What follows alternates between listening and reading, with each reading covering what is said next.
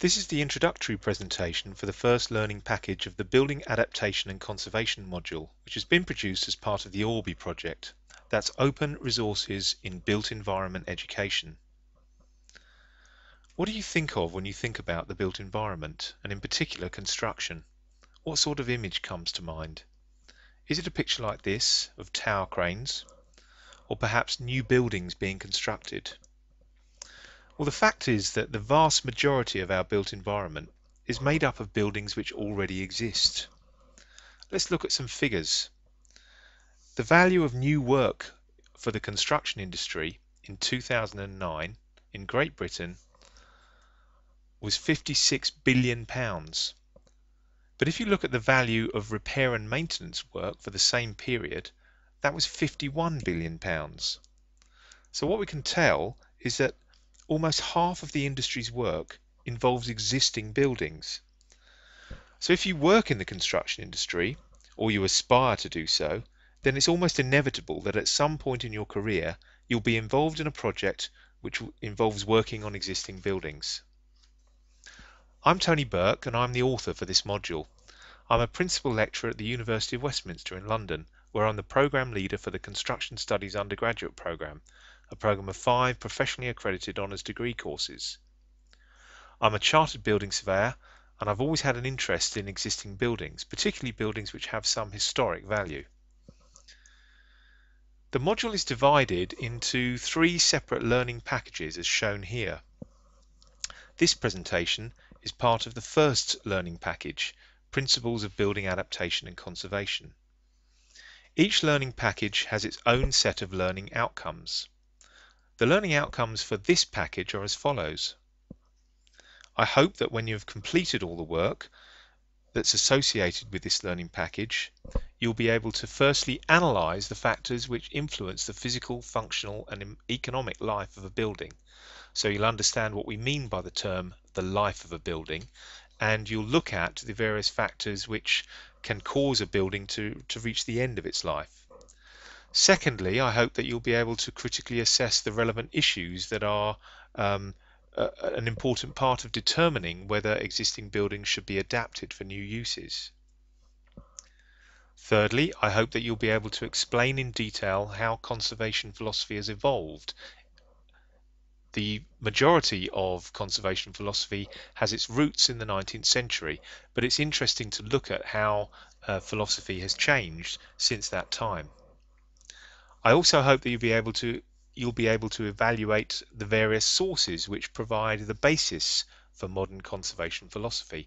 This will include such things as charters and manifestos and the guidance provided by various agencies and professional bodies. And lastly, I hope that you'll be able to debate the main principles and philosophies which underpin conservation practice and obviously the adaptive reuse of buildings. So I hope that you'll be able to communicate with other professionals in an informed way. So we've established that the module is concerned primarily with existing buildings. But what sort of buildings do we mean and why are they important? In short, we're referring to all existing buildings, and they have value for all sorts of different reasons. The buildings most of us can immediately relate to are our own homes, but there are thousands of different types of houses and homes in the country. For example, you might be referring to Victorian terraced houses like these, or you might be referring to 1930s semi-detached suburban housing. And of course there are thousands and thousands of other types. What about places of worship? These are important buildings in the lives of many people, whether we're talking about 19th century churches in Devon as we see here, or medieval churches, or other places of worship such as temples or synagogues or mosques. These all play a very important part in the community and in the lives of individuals. Similarly, school buildings. Here's a village school in Derbyshire, another type of building which is inextricably linked to the community. How many generations of local people will have begun their formal education here? Think about commercial buildings. There are thousands of commercial buildings in towns and cities all over the country. In a place like the City of London, as shown here, there's a huge variety in the size, style, and the age of the buildings. Some are traditional buildings which are hundreds of years old, whilst others are ultra-modern high-rise buildings. In contrast to the city centre, many buildings are set in rural locations and often have idyllic settings such as this small hotel in Gloucestershire. Other buildings aren't quite as attractive. They're buildings which have been built as for industrial use and perhaps have a more functional appearance, and maybe they've fallen into disuse. Another interesting feature of the built environment is its sheer variety. Look at this picture of a suburban village high street in northwest London. There are buildings here from the 17th, 18th, 19th and 20th centuries, and yet they've all been blended together in a harmonious way. So those are just a few examples of the huge variety of buildings that exist in the country. But what do these buildings actually tell us?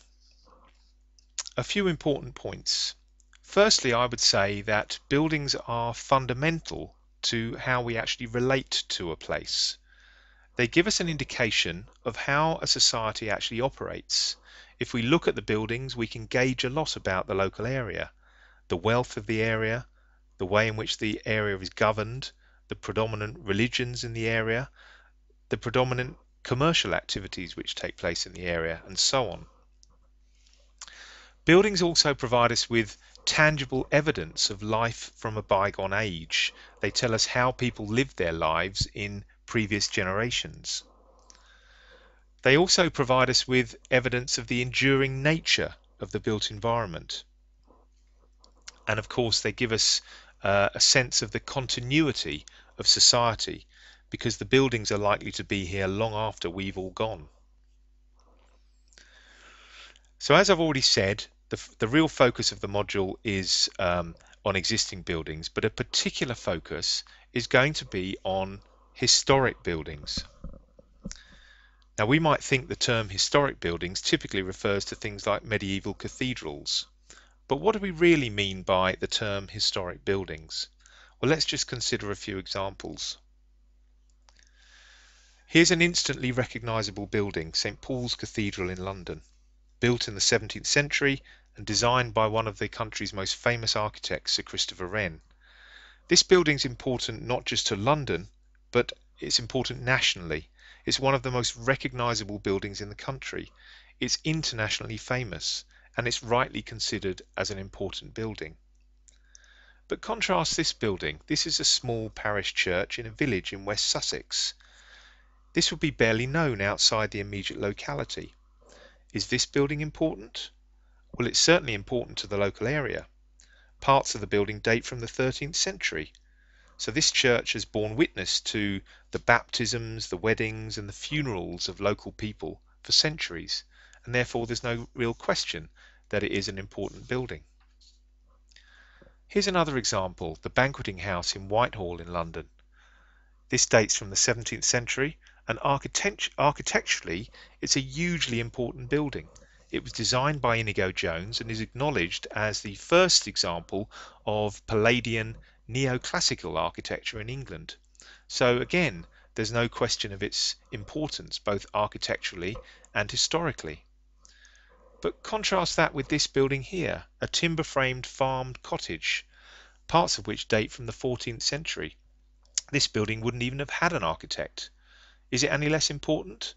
Again, its historic value has to be seen in local terms. Its historic value is derived from the fact that it's survived.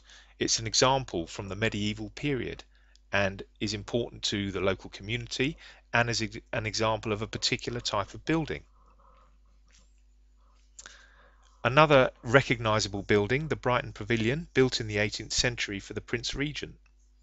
It was a royal palace, and it's a fine example of the opulence of the era and the way in which the royal family entertained their guests in a very extravagant style. Again, generally regarded as a very important building, but contrast that with this 31-storey tower block from North Kensington in London, built in the late 60s and designed by the modernist architect architect Erno Goldfinger. It's not what most people would think of as an historic building, and yet it is considered an outstanding example from the period. Think about industrial buildings. Here we see the Albert Dock complex in Liverpool, a complex of dock buildings and warehouses from around 1845.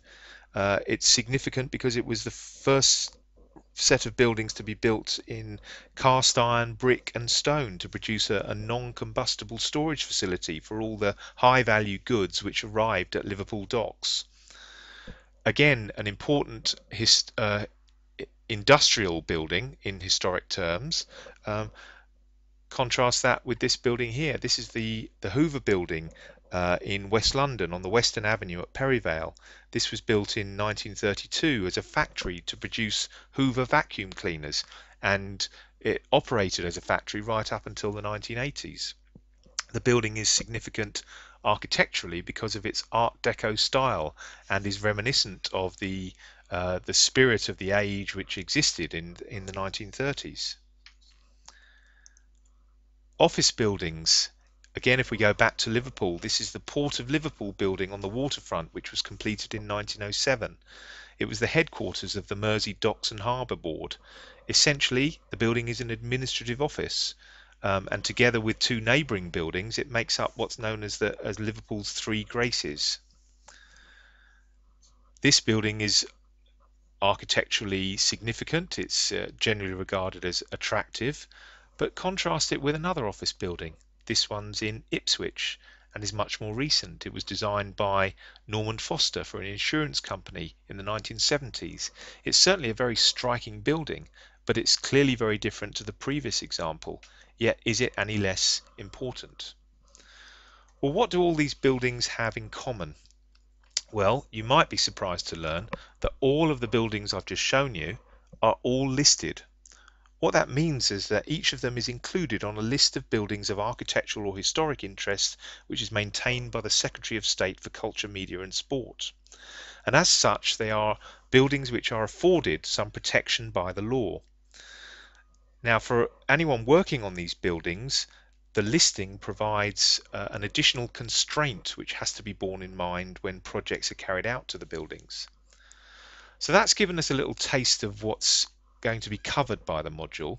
Let's have a look at how this particular learning package is actually broken down. It's broken down into 6 sections as shown here, and at the end of the sections 1 to 5 there will be an activity to reinforce the material which has been covered in that section, and then right at the end of the learning package there's a case study which is designed to encourage you to apply the contents of the package to a particular building. So what's the best way to approach the learning package? Well, I would suggest first of all that you do take your time, read the material carefully, read it at your leisure and go over anything you don't understand. If there are links included in the text, then do follow those links. Make sure that you do the activities at the end of each section and check up on your responses and make sure that you've got all of the responses appropriately, and of course that you do the case study at the end of the learning package. And lastly, if there are any references listed at the end of the module, do follow them up, do some additional reading. So all that really remains for me to say is good luck with the learning package and the module as a whole, and I do hope you'll enjoy learning about work to existing buildings.